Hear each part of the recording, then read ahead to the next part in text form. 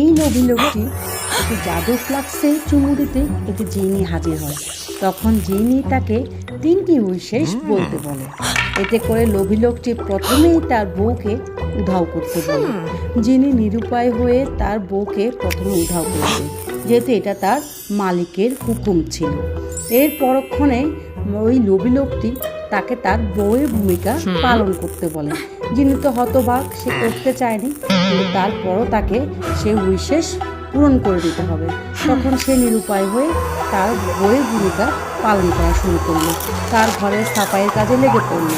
আর এই লোভী লোকটি শুধু ময়লাই করতে থাকে। হঠাৎ করে একদিন টিভিতে কয়েকটি সুন্দরী নারী দেখতে পেয়ে সে তার টিভিটাকে রিমোট দিয়ে আছাড় মারে। এটা দেখেই তো জিনি রেগে মেগে তার হাতে থাকা কাপটিকে উড়িয়ে দেয়।